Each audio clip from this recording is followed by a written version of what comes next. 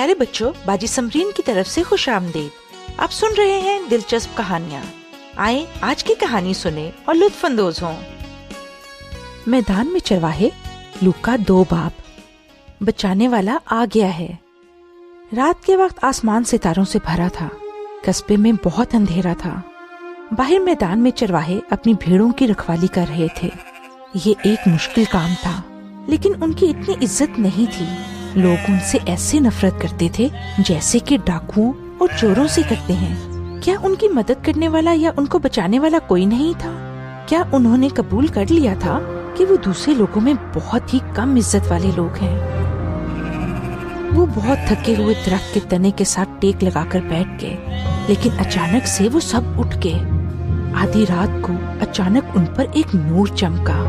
تیز روشنی کی وجہ سے انہوں نے اپنی آنکھوں کو چھپایا تاکہ وہ ٹھیک سے دیکھ سکیں، اور وہ بہت ہی زیادہ ڈر گئے۔ خدا کا پیغام دینے والا ایک فرشتہ آسمان سے زمین پر ان کے پاس آیا۔ چرواہے بہت ہی غور سے فرشتے کو دیکھنے لگے جو کہ آسمان سے آیا تھا۔ ڈرو مت، کیونکہ دیکھو میں تمہیں ایک خوشی کی خبر دیتا ہوں جس سے ہر کوئی خوش ہو جائے گا۔ آج کے دن داؤد کے شہر میں تمہارے لیے ایک بچانے والا پیدا ہوا ہے۔ وہ مسیح ہے، ہمارا مالک۔ یہ تمہارے لیے ایک نشان ہوگا۔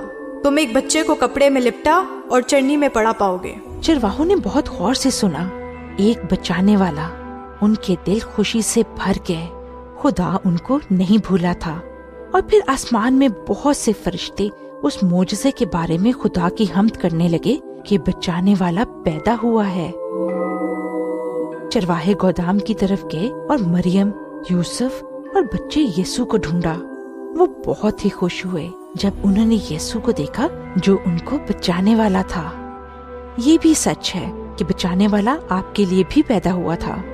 مالک یسوع سے کہیں کہ وہ آپ کی زندگی میں آئے اور آپ کو ایسی خوشی ملے گی جو ہمیشہ آپ کے ساتھ رہے گی۔